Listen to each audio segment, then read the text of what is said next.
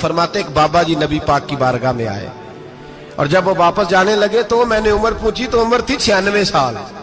کہتے ہیں بزرگ جب آئے نا تو یہ بھویں جو ہے نا ان کی سفید ہو کے تو یوں آنکھوں پہ آ گئی. بڑی چھڑی بابا جی نے پکڑی ہوئی اور دونوں ہاتھ پکڑ کے نا چھڑی کے اوپر جھکے ہوئے ہیں ایک جانب. قربان جاؤں. کہتے ہیں جب وہ بزرگ مسجد میں داخل ہوئے تو میرے رسول نے کھڑے ہو کے استقبال فرمایا, کھڑے ہو, اور نبی کریم صلی اللہ علیہ وسلم نے آگے بڑھ کے بابا جی کو بازو سے پکڑا اور بٹھایا. حضور بیٹھ گئے. کہا بزرگوں کیسے آئے ہو؟ تو کہتے ہیں وہ بابا جی بات کرتے تو آنکھ کھول کے پہلے حضور کا چہرہ دیکھتے, پھر وہ بات کرتے تو ان کے لب و لہجے کے اندر بڑی پریشانی, بڑی تکلیف, بڑی مایوسی. عرض کرنے لگے یا رسول اللہ, حضور زندگی ساری گناہوں میں بیت گئی ہے, حضور غلطیاں ہی غلطیاں, یاد ماضی عذاب ہے, یا رب چھین لے مجھ سے حافظہ میرا. اے اللہ کے رسول بڑی لمبی فہرست ہے, پاپ ہی پاپ ہے, کالے سیاہ دفتر ہے. یا رسول اللہ صلی اللہ علیہ وسلم جب پلٹ کے دیکھتا ہوں حضور مجھے نیکی دکھائی نہیں دیتی. حضور اس عمر میں آپ کا ایک صحابی ملا ہے, اس نے بات سمجھائی ہے تو تھوڑا خیال آیا ہے, لیکن یا رسول اللہ صلی اللہ علیہ وسلم اب میرا وجود بیکار ہو گیا ہے, حضور بوڑھا ہو گیا. 3 باتیں کہیں بزرگوں نے اور نرالی کہیں. کہنے لگے یا رسول اللہ صلی اللہ علیہ وسلم, حضور اب تو میری کمر بھی سیدھی نہیں ہوتی کہ میں نماز ہی صحیح ادا کر سکوں, بوڑھا ہو گیا. یا رسول اللہ صلی اللہ علیہ وسلم اب میرے اندر طاقت نہیں کہ میں محنت مزدوری کر کے صدقے اور خیرات دے سکوں. یا رسول اللہ صلی اللہ علیہ وسلم اب میں تلوار لے کے جہاد بھی نہیں کر سکتا. حضور نہ میں لمبی نمازیں پڑھ سکتا ہوں, آقا نہ میں صدقات و خیرات دے سکتا ہوں, محبوبہ نہ میں دین کے لیے کوئی جہاد کر سکتا ہوں. بیکار وجود ہے, بیکار. بیکار وجود کو تو گھر والے برداشت نہیں کرتے, بچے دعا کرتے ہیں یا اللہ ابا جی کو پردہ دے دے, اماں کو پردہ دے دے. بیکار ہو گیا ہوں اور آج آیا ہوں تو مجھ بیکار کو میرا رب قبول کر لے گا؟ آج کلمہ پڑھوں تو بیکار ہوں, کسی کام کا نہیں, نہ نماز نہ صدقات نہ جہاد, قبول کر لے گا؟ حضرت ابو ہریرہ فرماتے ہیں جیسے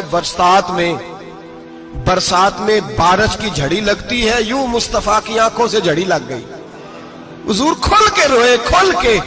اور میرے حبیب پاک نے فرمایا بزرگوں بڑے مجاہد ہیں, دین کے لیے جہاد کرنے والے بڑے ہیں, رب کریم کو آپ کی تلوار کی اتنی حاجت نہیں. اور فرمایا اس کے خزانے کوئی خالی تو نہیں کہ آپ ہی گویا صدقہ دیں گے تو بھرے جائیں گے. اور فرمایا پھر رب کریم کی شان میں اضافہ نہیں کرتی عبادتیں, وہ تو بندے کو نفع دیتی ہیں. میں بزرگوں نہ آپ جہاد کریں نہ آپ صدقات دیں, لا لمبی نمازیں پڑھیں, آپ صدق دل سے آ جائیں, اللہ کے رسول کا وعدہ ہے رب آپ کو بغیر حساب کتاب جنت عطا فرما دے گا. آنا تو شرط ہے کہ نہیں, آئیں تو صحیح, نہ پہنچے تو صحیح, آ جائیں. اس کو نہیں عادت صدقات و خیرات کی, جہاد کی, تبلیغ, آئیں تو صحیح نا. ان العبد اذا اعترف ثم تاب تاب اللہ علیہ. میرے حبیب نے فرمایا بندہ جب رو کے کہتا ہے نا یا اللہ غلطی ہو گئی معاف کر دے, فرمایا میرا مالک اسے فوراً ہی معاف فرما دیتا ہے. تو آ تو صحیح, تو آتا ہی نہیں, تو آ ہی نہیں رہا, تو گھر میں بیٹھا ہوا ہے, تو سویا ہوا ہے, تو دکانداری کر رہا ہے, تو پیسے گن رہا ہے, تو آیا ہی نہیں, آ تو صحیح. بلکہ میرے نبی پاک فرماتے ہیں جب اللہ پاک کا بھاگا ہوا غلام آتا ہے پھر تو اللہ زیادہ راضی ہوتا ہے, پھر تو اللہ زیادہ راضی ہوتا ہے, زیادہ راضی ہوتا ہے. تو آ تو صحیح, پہنچ تو صحیح. بلکہ صوفیاء تو اور بات کرتے ہیں, وہ کہتے ہیں تو کبھی بھول کے بھی رب رب کرے تو اللہ تو اسے بھی قبول کر لیتا ہے, بھول کے. ملا رومی کہتے ہیں بنی اسرائیل کا بندہ ہے, صنم پتھر کو کہتے ہیں, بت کو کہتے ہیں, بت کے سامنے کھڑا ہے اور ساری رات کہتا ہے یا صنم یا صنم یا صنم, اے پتھر اے بت, ساری رات پکارتا رہا. رات گہری ہو گئی, نیند کا غلبہ, تھک گیا, سونے کے قریب آیا تو غلطی سے منہ سے نکل گیا یا صمد, یا صنم کی جگہ نکل گیا. رب کریم نے فرمایا جبریل دوڑ کے جا, جو مانگتا اسے دے دے. حضرت جبریل عرض کرتے ہیں مولا بھول کے تیرا نام لے رہا ہے, بھول کے لے رہا ہے.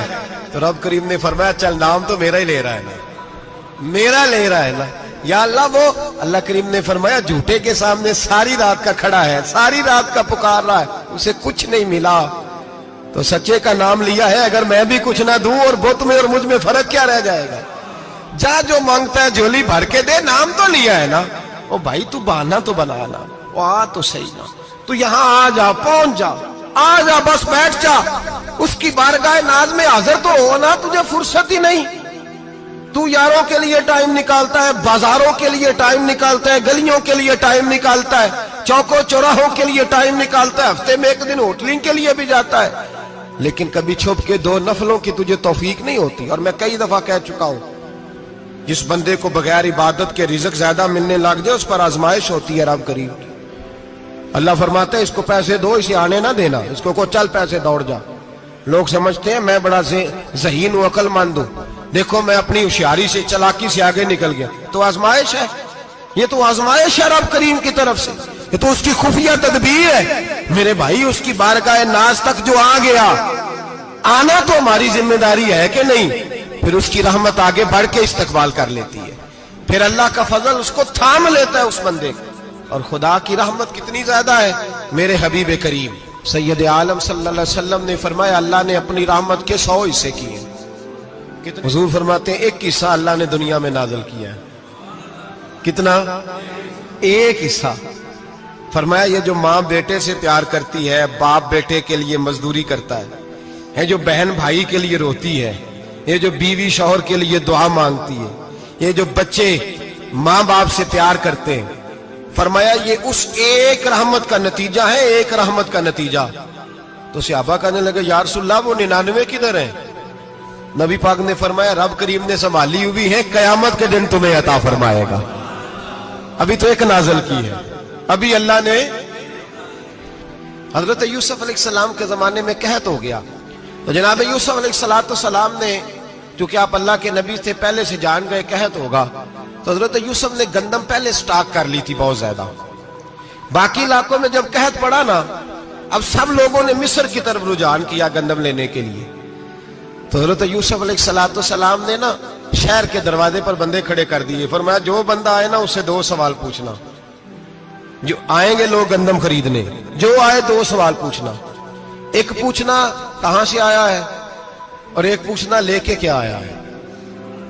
ایک پوچھنا, سمجھ آ رہی ہے بات کی, اور دوسرا پوچھنا کہ لے کے سونا لے کے آیا ہے, چاندی گندم خریدنی ہے تو کیا چیز لے کے آیا ہے, کہ نقد پیسے لایا ہے, یہ پوچھ لینا. جو آئے 2 باتیں پوچھنا. ایک پوچھنا کہاں سے آیا ہے, اور دوسرا پوچھنا کیا. ایک روایت میں 3 سوال بھی ہیں, لیکن فرمایا پوچھنا 2 سوال ضرور. انتظار تھا نا بھائیوں کا کنان سے آنے والوں کا. فرمانے لگے سب سے 2 سوال پوچھنا. جب کنان والے آئے نا, ان سے صرف اتنا پوچھ لینا کہ وہ کہاں سے آئے ہیں. اگر پوچھے نا کنان سے آئے ہیں تو پھر یہ نہ پوچھنا کیا لے کے آئے ہیں, پھر میں جیب میں خود ٹٹول لوں گا وہ کیا لے کے آئے. باقیوں سے 2 سوال. جب میرے بھائی آئے نا, بھائی بھائیاں دے ویری ہوندے تے بھائی بھائیاں دیا باواں. جب میرے بھائی آئے تو ان سے یہ نہیں پوچھنا کہ وہ کیا, بس یہ پوچھنا کہ کہاں سے. اتنی بات پوچھنا, باقی میں پوچھ لوں گا. آپ فرمانے لگے رب بھی فرشتوں سے کہتا ہے تم قبر میں نا میرے بندوں سے زیادہ سوال نہ کرنا, بس یہ پوچھ لینا مجھے مانتے ہیں, میرے نبی کو مانتے ہیں. قبر میں تم اتنے سوال پوچھ لینا, باقی لے کے کیا ہے وہ میں خود ہی پوچھ لوں گا. فرشتوں کے سامنے رب کریم اپنے بندے کو بے آبرو کرنا, بس تو یہ بتا دے اللہ رسول کو مانتا ہے کہ نہیں. باقی جو تیرا حساب کتاب ہے نا, اللہ فرماتے ہیں میں قیامت میں کر لوں گا, میں پوچھ لوں گا اس کا کیا علاج کرنا ہے.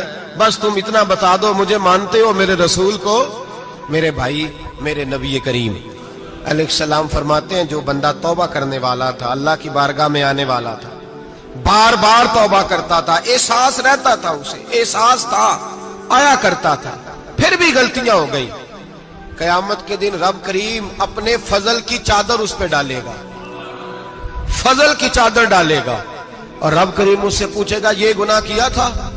اور نبی پاک فرماتے ہیں اس نے بڑے بھی گناہ کیے, اللہ چھوٹے چھوٹے گناہوں کے بارے میں پوچھے گا. یہ غلطی کی تھی, یہ گناہ, بندہ ڈر رہا ہے, وہ کہہ رہا ہے پتہ نہیں سزا کیا ملے گی, کیونکہ دنیا میں بھی ڈرتا رہا, یہاں بھی ڈر رہا ہے. شرط یہ ہے کہ احساس والا ہو, آتا رہو, پھر بھی غلطیاں ہو گئی. خیال کرتا تھا, محنت کرتا تھا, نیک ہونے کی جدوجہد کرتا تھا, کوتاہیاں رہ گئی. یہ گناہ کیا تھا, یا اللہ بھول گیا تھا. یہ گناہ کیا, اللہ مجھ سے غلطی ہو گئی. یہاں بھی کیا تھا, یا اللہ غلطی ہو گئی. نبی پاک صلی اللہ علیہ وسلم فرماتے ہیں چھوٹے چھوٹے گناہ اللہ دکھا رہا ہے اور اسے کہہ رہا ہے یہ کیا تھا, مانتا جا رہا ہے. رب کریم فرماتا ہے پتہ ہے میں تیرے ساتھ کیا کرنے والا ہوں؟ ٹانگیں کانپ گئی, یا اللہ پتہ نہیں. فرمایا میں تجھے ان گناہوں کے بدلے نیکیاں دینے لگا ہوں. ان گناہوں کے بدلے نیکیاں. نبی پاک فرماتا ہے فٹافٹ ہی بول پڑا, کہنے لگا یا اللہ میں نے تو بڑے بڑے گناہ بھی کیے, اگر تو نے گناہوں کے بدلے نیکیاں دے دیا تو میرے تو بڑے بڑے پاپ بھی ہیں, وہ دوسرے کدھر ہیں؟ میرے حبیب کریم علیہ الصلوۃ والسلام فرماتے ہیں رب مسکرائے گا جو رب کی شان کے لائق ہے. اللہ فرمائے گا تیرے دل میں احساس تھا, تو آیا کرتا تھا, تو توبہ کرتا تھا, تو میری بارگاہ ناز میں آتا تھا, پتہ تیرے اوپر چادر کیوں ڈالی ہے؟ یا اللہ نہیں. فرمایا میں تجھے اپنی رحمت کی چادر میں چھپا کے جنت میں داخل کرنا چاہتا ہوں. میرے بھائی تو آ تو صحیح, تو پہنچ تو صحیح. میرے نبی کریم علیہ الصلوۃ والسلام نے ایک دن صحابہ سے پوچھا ایک بات تو بتاؤ, بخاری مسلم کی حدیث ہے, یا رسول اللہ پوچھئے. نبی پاک صلی اللہ علیہ وسلم نے فرمایا اگر کوئی آدمی صحرا میں سفر کر رہا ہو, بہت بڑا صحرا ہو, اونٹ پر اس کا سفر ہو اور اس نے اونٹ پر کھانے پینے کا سامان باندھا ہو, پیسے بھی رکھے ہو, پانی بھی رکھا ہو, تھک گیا سفر کرتا کرتا, درخت کی ایک ٹہنی کے ساتھ اونٹ کی نکیل باندھی اور درخت کے نیچے لیٹ گیا آرام کرنے کے لیے. اللہ کے حبیب فرماتے ہیں اچانک اس کی آنکھ لگ گئی, جب جاگا تو اس نے دیکھا کہ اونٹ تو غائب ہو گیا ہے, اب نہ کھانا ہے, نہ پانی ہے, نہ پیسے ہیں, اور صحرا بڑا لمبا ہے, پیدل سفر بھی نہیں کر سکتا. تھوڑا سا ڈھونڈا, پھر موت کا انتظار کرنے لگا, سوچنے لگا اب موت آئے گی, اب مر جاؤں گا. اللہ کے محبوب فرماتے ہیں تھوڑی دیر گزری, جب بالکل مایوس ہو گیا تھا تو اچانک نظر پڑی تو اونٹ اس کا سامنے کھڑا تھا. نبی پاک سے صحابہ سے پوچھتے ہیں بتاؤ, اس کی کل کائنات اجڑ گئی تھی, راز ضائع ہو گئی تھی, ہر شے لٹ گئی تھی, دوبارہ اسے مل گئی ہے, بتاؤ اسے کتنی خوشی ہوگی؟ صحابہ کہنے لگے یا رسول اللہ نئی زندگی مل گئی اس بندے کو, وہ ساری دنیا سے زیادہ راضی ہے. تو میرے کریم رسول صلی اللہ علیہ وسلم نے فرمایا رب کریم کا نافرمان بندہ جب اس کی بارگاہ میں آ کے توبہ کرتا ہے تو اللہ اس سے بھی زیادہ راضی ہو جاتا ہے. نافرمان جب آ کے کہتا ہے یا اللہ معاف کر دے آئندہ نہیں کرتا, میں اللہ تو راضی ہو جاتا ہے. اور حبیب پاک علیہ السلام فرماتے ہیں وہ اتنا کریم ہے, جب بندہ اپنے رب سے صلح کر لیتا ہے, توبہ کر لیتا ہے, تو اللہ زمین کو کہتا تو بھول جا میرے بندے نے گناہ کیا ہی نہیں. آسمان سے کہتا تو بھول جا میرے بندے نے گناہ کیا ہی نہیں. پھر رب کریم فرشتوں سے فرماتا ہے کہ مٹا دو جو تم نے لکھا تھا, میں نے اپنے بندے کے ساتھ صلح کر لی ہے.